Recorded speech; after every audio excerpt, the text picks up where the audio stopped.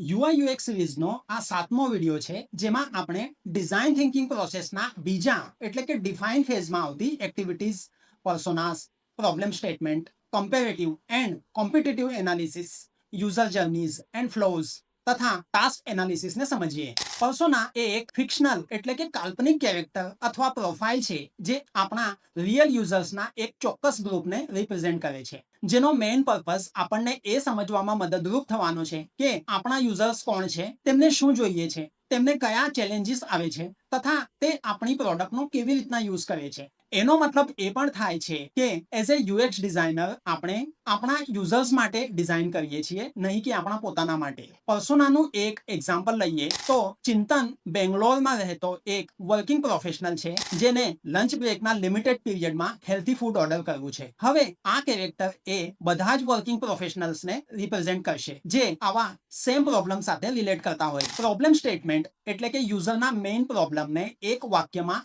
સરળ અને સ્પષ્ટ શબ્દોમાં લખવું. ફોર એક્ઝામ્પલ, ચિંતનને લંચ બ્રેકમાં ઝડપથી હેલ્ધી ફૂડ ઓર્ડર કરવું છે કારણ કે તેની પાસે સમય મર્યાદિત છે. આ સ્ટેટમેન્ટમાં યુઝર કોણ છે, તેને શું પ્રોબ્લેમ છે તથા આ પ્રોબ્લેમ કેટલો મહત્વનો છે, આ 3 પ્રશ્નોના જવાબ આપે છે. પ્રોબ્લેમ સ્ટેટમેન્ટ એટલા માટે પણ જરૂરી છે કે આખી ટીમને ખબર પડે કે આપણે કયો પ્રોબ્લેમ સોલ્વ કરવા જઈ રહ્યા છીએ. કમ્પેરેટિવ એનાલિસિસ એટલે કે સિમિલર પ્રોડક્ટ્સ અથવા એપ્સનો અભ્યાસ કરી જેથી જાણી શકાય કે કોના ફીચર્સ સારા છે, કયા વીક પોઈન્ટ્સ છે અને આપણે શું બેટર કરી શકીએ. જ્યારે કોમ્પિટિટિવ એનાલિસિસ એટલે આપણા ડાયરેક્ટ કોમ્પિટિટર્સનો વિગતવાર અભ્યાસ કરવો જેથી જાણી શકાય કે તેઓ કયા ફીચર્સ આપે છે, યુઝર્સને શું ગમે છે અને શું નથી ગમતું તથા આપણે શું અલગ અથવા તો વધારાનું આપી શકીએ.